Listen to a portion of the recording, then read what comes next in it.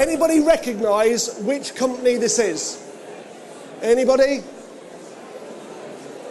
What sort of company might it look like? Guess? Well, it's not a shop. This is the largest cheese manufacturing plant in the world. So the chances are, if you've had a well-known cheese product, it might be made here. This is a plant of 850 acres in America, in Champaign, and it is owned by Kraft Foods. About 1,300 people there. And what I want to share with you is 5 simple things that my team did there that actually helped them make a massive difference. And I'm going to share with you what those 5 things are, and then I'm going to share with you how you can apply these same 5 things, not necessarily to make $18.5 million, but to definitely outthink your competitors.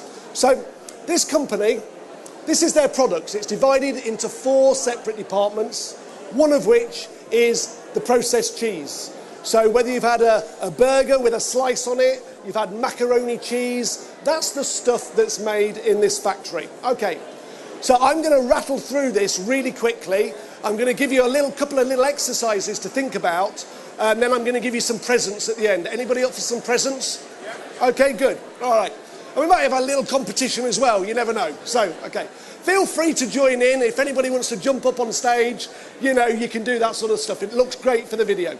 So here we go. 5 simple things.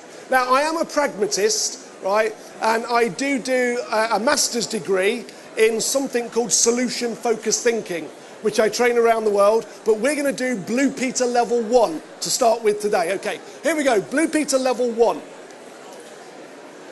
Get the right people to do some thinking. Okay, so that makes sense, doesn't it? So my question for you is, in your business, who are the right people to do some thinking? Who would you say they are? Well, I would say the people that manage other people, because they have a lot of influence. But I would also say potentially anybody in your business, if you can get them to think in a different way, that is your competitive advantage. Now, how many of you are familiar with some business improvement processes, things like Lean or Six Sigma? Lean or Six Sigma or Lean Sigma? It's business process re-engineering, there's very quality movements. But what none of those things really do is engage people and get their buy-in and get them passionate. Now, you can lean and eliminate waste. You can get better quality through Six Sigma, but you can't do that about innovation, and you can't do that about the way that people think. So I'm going to show you a model that has been developed over many years and used in about 40 countries, and I'm going to show you how we actually did this, very, very simply. Right, so we want to get the right people doing some thinking. The key thing is, they've got to be asking the questions. Now, who believes that they are good at asking questions? Quick show of hands, good at asking questions. Okay, that was many. Who then thinks they're great at asking questions? Two people, right? Who thinks they're okay?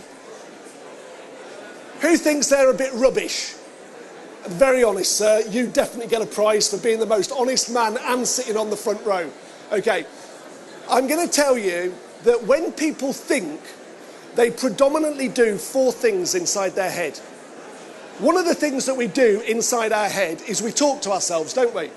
We have a bit of a chitter-chatter going on. Now, psychologists have somehow figured out that on average, we talk to ourselves about every 11 seconds. And if you're going, oh, I don't think I do, Andy, you just have been. Now, the question is, when you're talking to yourself inside your head, are you your own best friend, or are you your worst enemy? Now, as well as talking to ourselves in statements, we also talk to ourselves in questions. So it really pays to focus on what are the best quality questions I could be asking myself. And if you employ people in your business, it's really worth thinking, what is the best quality questions that they could be asking themselves and each other? And I truly believe that this is going to be the last remaining competitive advantage in an organisation after you've implied every business improvement quality process there is. You're always going to be left with people thinking. So they're the first two components. Things that people say in their head, the questions that people ask. The other two, I might share with you later. Or you can come and see me at the back of the stand. Here we go. Let's talk about Uncle Albert. Albert Einstein once said, if he had an hour to solve a problem and his life depended on the solution, he would spend the first 55 minutes basically determining the proper question. Because once he knew the proper question, he would surely solve the problem in 5 minutes. So let me ask you, when was the last time that you spent 55 minutes designing a question? That's really, somebody who's largely acknowledged to be a bit of a genius. I'm going, if it's good enough for Albert Einstein, it's good enough for me. So when we talk about getting people to do some thinking and asking the right questions, we're really looking at the phraseology and the quality of those questions. Let me share with you a little story. Last year, just over a year ago, I was down in the city in London doing some work for a bank. And I was brought in by the executive committee to study the way that they operated. And I had half a day with them, what's called the ExCo meeting. These are the people that report to the board, and there was 12 of them in the room. And the chairman ran the 2-hour meeting, okay? And all I was doing was I was writing down every single question that was asked. And there were 26 questions asked in that 2-hour period. Now, what you've got to remember is, when a person asks a question, particularly in a meeting, the other people will go in search of answers for that question. So if the question is what I call high quality, people will do some high quality thinking. If the question is low quality, people will follow the question and find answers and do low quality thinking. So all I was doing was studying the quality of the questions. There's 26 questions, I wrote them all down.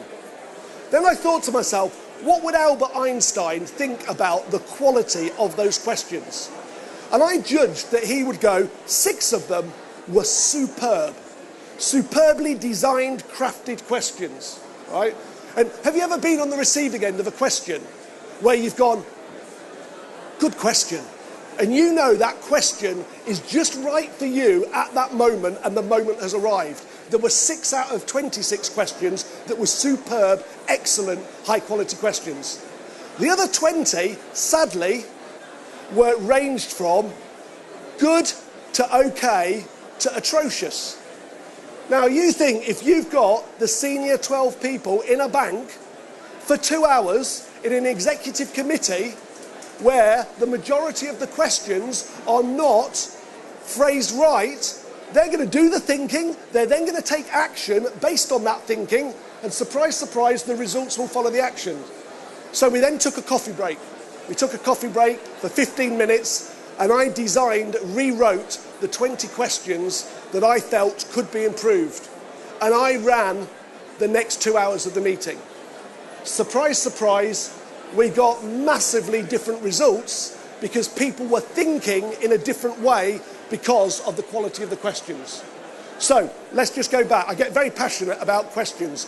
Questions really are the answer.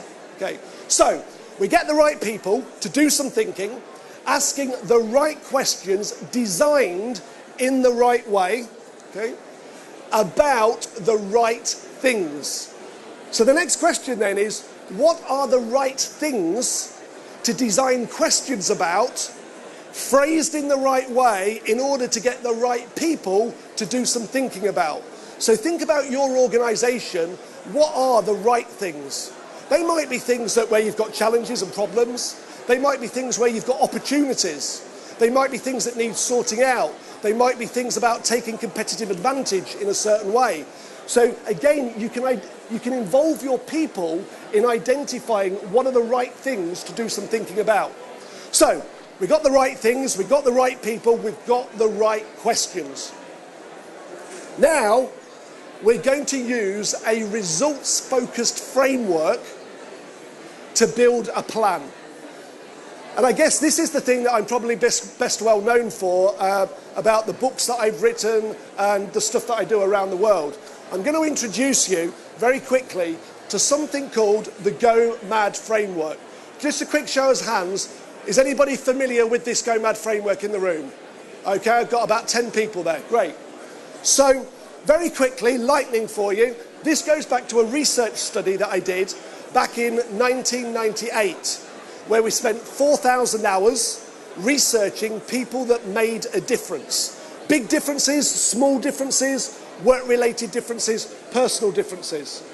We audio recorded them, we filmed them, we interviewed them, and my job as the analyst was to ask the question, what is the simplest way of explaining the success process that people naturally use when making a difference?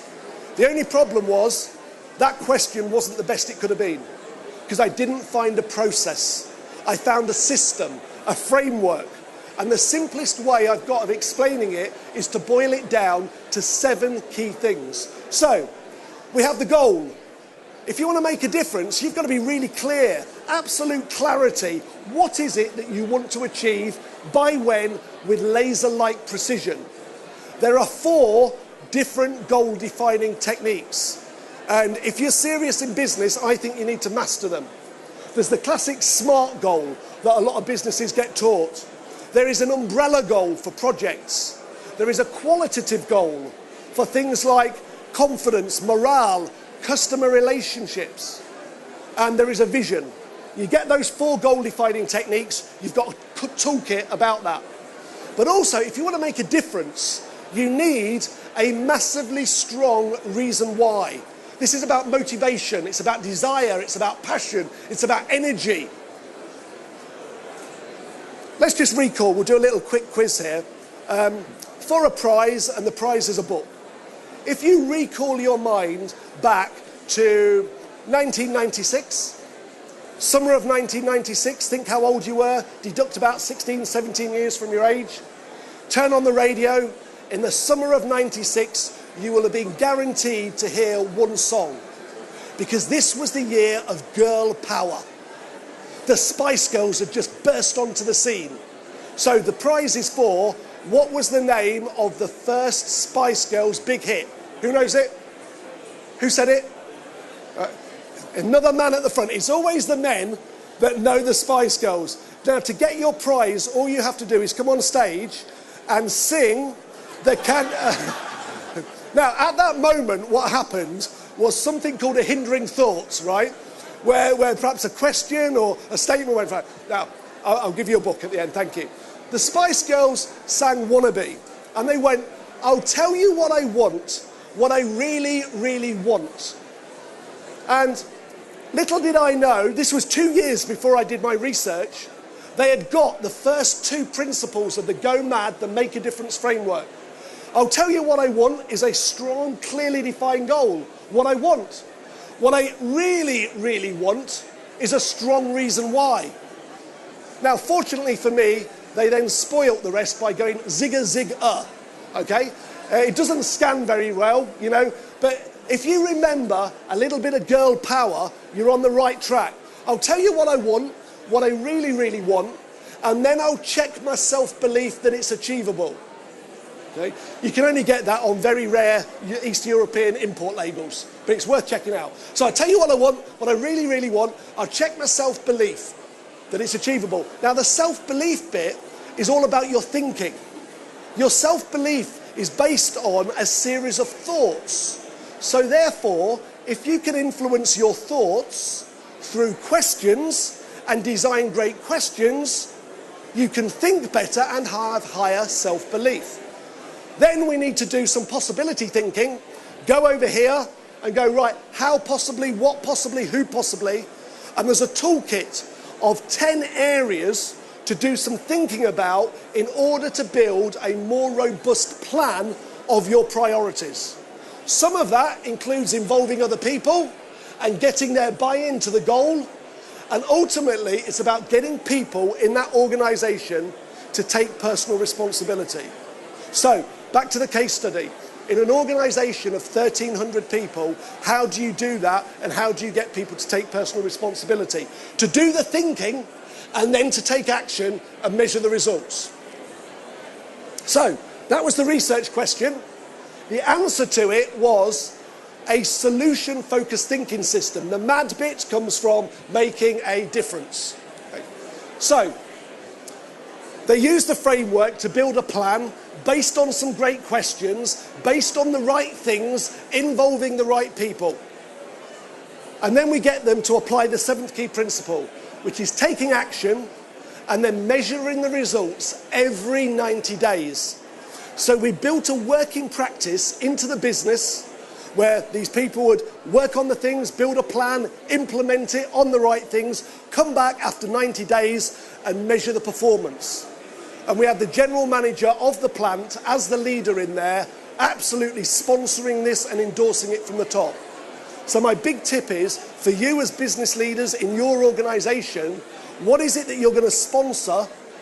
The right things, with the right people, doing the right questions and the thinking. So, this is what happened after 90 days. Christine is their plant manager. We reviewed the results of our 90-day challenge today. This was the 17th of April in 2012. 25 people, that was the first lot that we trained, have delivered over $5 million in full year savings. So that's in 90 days. Claiming the challenge changed their thinking, improved collaboration, drove accountability, and had a noticeable impact on the results that they achieved. We are ahead of plan 3 months in, and they've got 15 more, 50 freshly trained leaders on board, and their collective mission is now to crush Q2. So my team came back, right, and then we let them do their stuff. A bit later, this is now Q3. They'd done another 5 million, right? Now we're in Q3. 61 people we're up to now, delivered a whopping 8.5 million in full year savings and identified a further 1 million in new ideas. But you might be thinking to yourself, that's all very well and good, Andy. I'm in the East Midlands. I don't employ 1,300 people and I don't make cheese. Well, I'm going to take you to a much smaller company that is in the Midlands. This is Everard's Brewery. This is one of our smallest clients. 170 years old, about 170 pubs, brewing, property company. Their employees on full-time staff, not including the people in the pubs, are about 120, 130 people. And they've been using the GoMad methodology for over 5 years. And what it's done is giving them a competitive advantage in the regional brewing market. They are winning awards for innovation.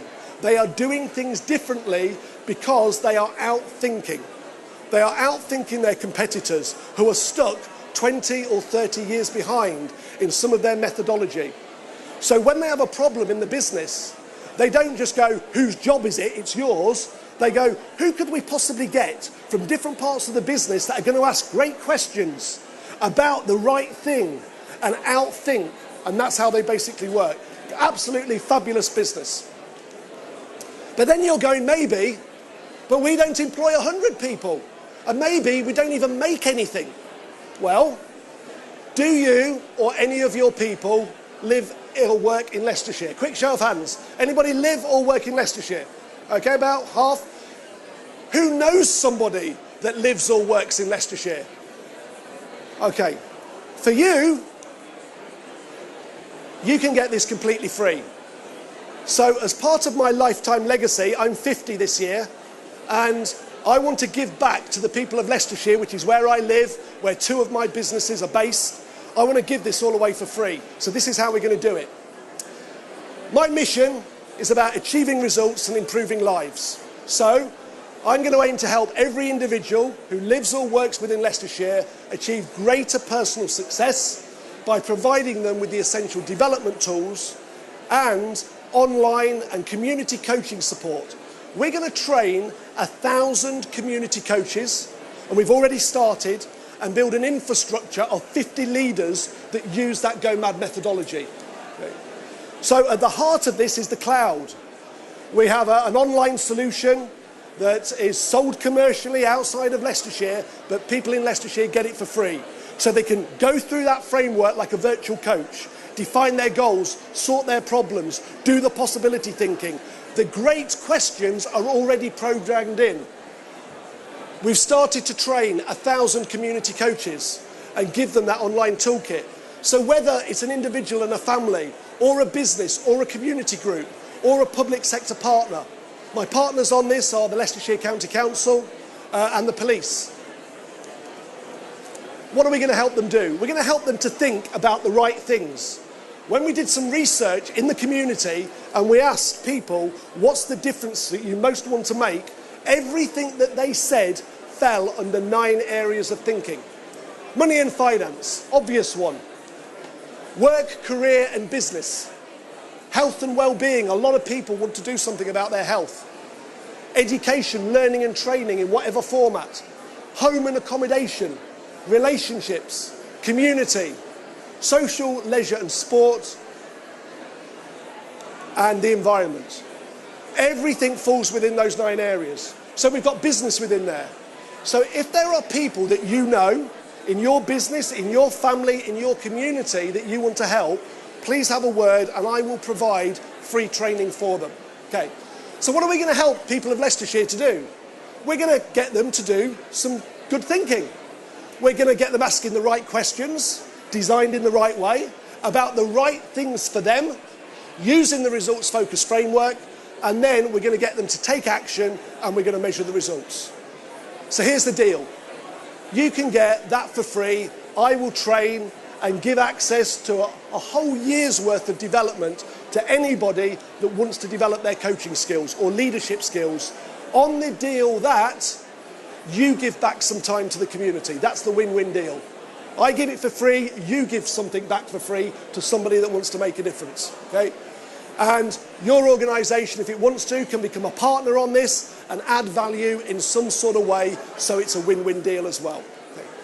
But then you're going, but I don't live or work in Leicestershire. I live in a shoebox in the middle of somewhere. I've got no friends. Help me, Andy. What are you going to give me for free? Okay. You still get some free gifts for being here, and I thank you, okay? There are over 200 podcasts available on iTunes, totally free. Go on there, go into the management and marketing section. If you like good, common sense, structured, practical stuff, they're all there. You can download them for free, okay? That kept us ahead of Harvard Business School, by the way, for 11 consecutive weeks. We were #1 on the iTunes download for business podcasts there. There's also a £10 book voucher. Don't know if I've got one here. No, you'll have to go to the stand. Go to the stand at the back, straight there, and say, I want my £10 book voucher. And actually, there's a code to get it.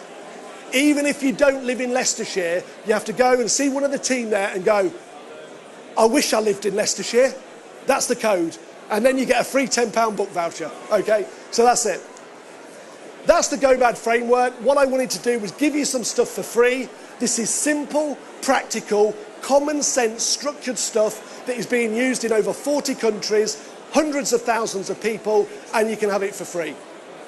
I would like to say, as my mother always taught me to say, thank you for having me. And as my father always taught me to say, go forth and make a difference. It's been a pleasure being with you. Okay.